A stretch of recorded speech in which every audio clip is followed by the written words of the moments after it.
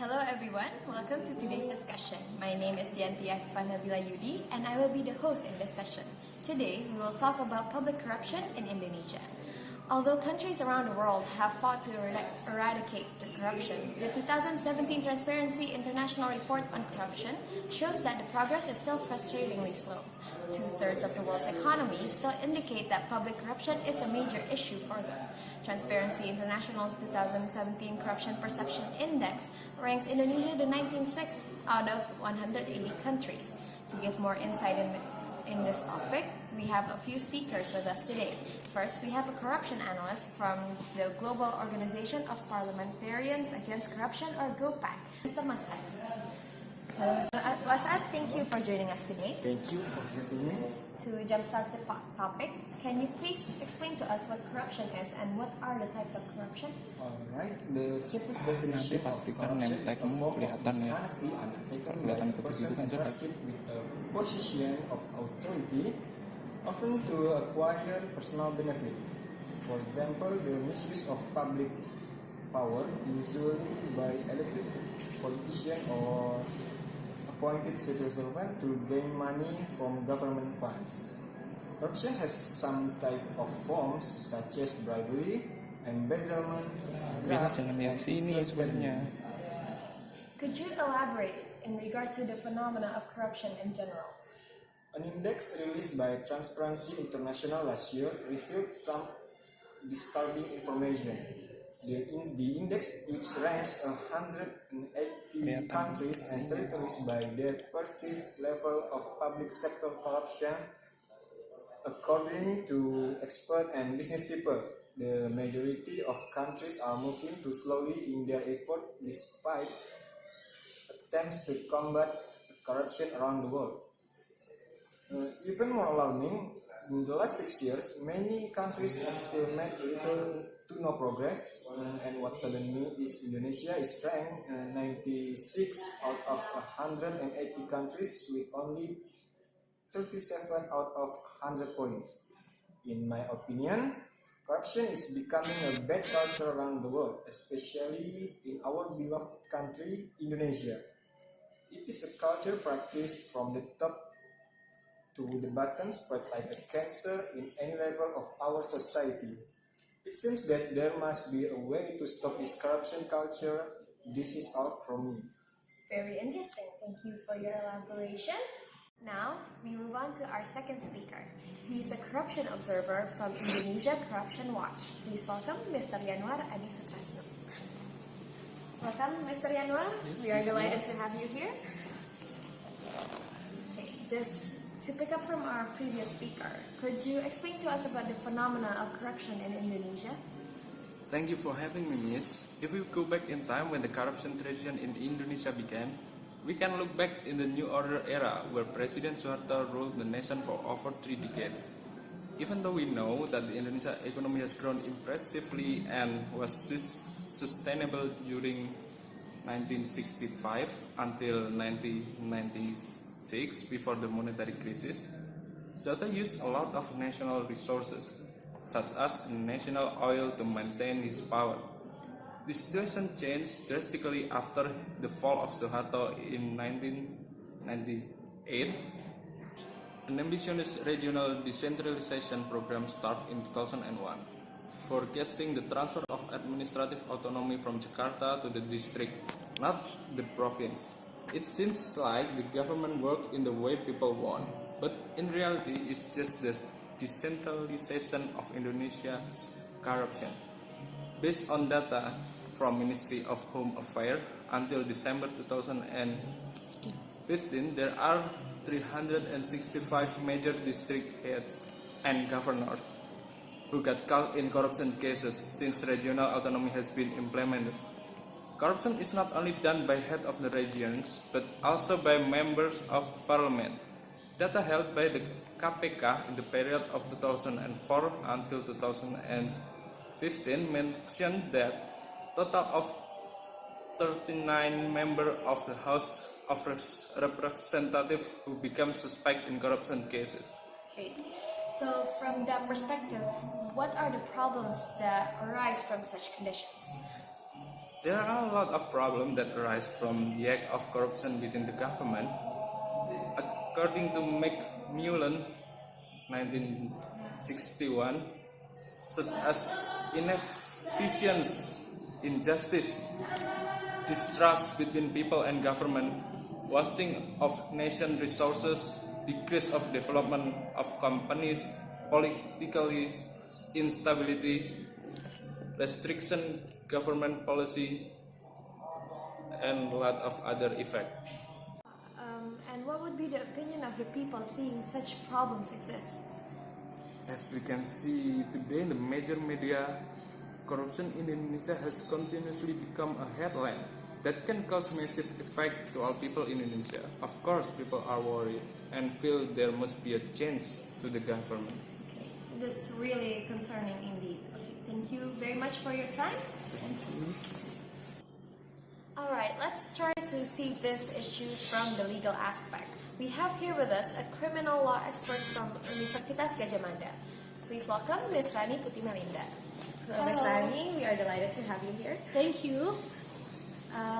Just to cut to the chase, could you tell us about corruption law in Indonesia? Okay, here I want to explain that indeed corruption in Indonesia has developed systemically. For many people, corruption is not a violation of law anymore, but merely a habit. The black veil of corruption, collusion, and nepotism still cover over Indonesia.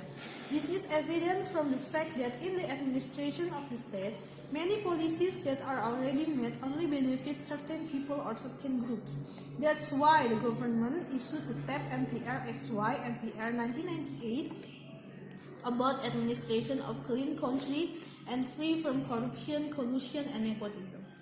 Regarding the eradication of corruption, the government has been continuously trying to eradicate corruption. This is manifest by the creation of rules and the establishment of institutions aimed at combating the corruption. The rules that has been made are Law number 28 years 1999, and then Law number 31 year 1999, and then Government Regulation number 71 year 2000, and then Law number 20 year 2001, and then Law number 30 year 2002, and then Law number 8 year 2010. Furthermore, institutions that have taken part in combating corruption in Indonesia are Tim Task Pikor, Komisi Pemberantasan Korupsi, Kepolisian, Kejaksaan, BPKP, and other non-governmental institutions such as mass media, Indonesian Corruption Watch, and other more. Is the implementations of these laws effective in your opinion? In my opinion, although there are many rules and institutions about the eradication of corruption, the reality is that the handling of corruption cases in Indonesia have not been optimal, due it not being balanced with the performance of law enforcement officers. Various efforts to eradicate corruption are as if we are racing against corruption practice that are rampant in all aspects of the nation's life. Law enforcement against corruption perpetrators has also not been able to fully give deterrent effects to corruptors because the sanctions given tend to be light. In addition, imbalance of the law enforcement with the corruption reduction efforts has also become one of the reasons for the lack of optimal eradication of corruption in Indonesia. This can be seen on Transparency International's 2017 Corruption Perception Index that ranks our country 96th place out of 180 countries. Indonesia also ranks third between ASEAN countries in terms of Corruption Perception Index. So you're saying that basically the law is not enough to eradicate corruption in Indonesia? Yes, that is correct. Thank you very much for your time. You're welcome. Lastly, we will talk about how to eradicate corruption through other methods, which will be presented by our speaker. She's an auditor in the Inspector General of Ministry of Education and Culture. Please welcome Mrs. Marlisa Reni. Hello, Mrs. Thank you so much for being here. Yeah. To cut to the chase, is there another way to eradicate corruption other than through punishment? Thank you. Another way to eradicate corruption other than punishment through character education. Character education is a form of human activity in which there is an educational action destined for next generation. The purpose of character education is to form individual self-improvement and to train oneself in the direction of a better life. Character education is placed as the foundation for realizing the vision of national development, namely creating a society of noble, moral, ethical culture, and civilized based on Pancasila philosophy.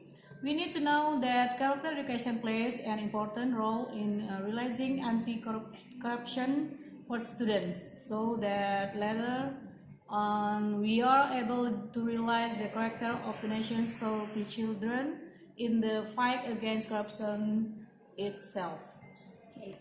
Do you think that the lack of character education is a reason why corruption still exists in Indonesia? Yes, of course. Character education back then was not a focal point in our education system.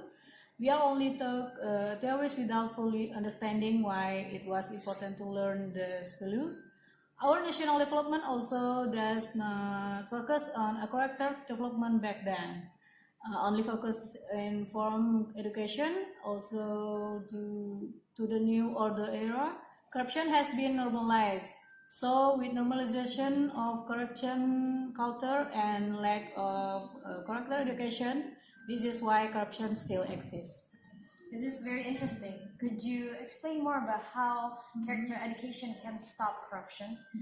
To support the realization of the character development ideals as mandates in the Pancasila and 1945 Constitution as a way for overcoming the current nationality problems, the government makes character building as one of the priority programs of national development.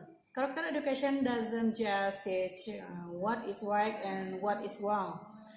Character education is an effort to instill good habituation so that learners are able to behave and act on the values which will become personality. In other words, a good character education should involve good knowledge, good feelings or loving and good behavior to form the embodiment of unity of behavior and attitude of learners to carry in life.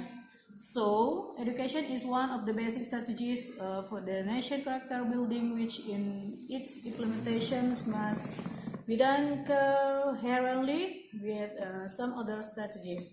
The strategy includes socialization or awareness, empowerment, culture, and cooperation of all components of the nation.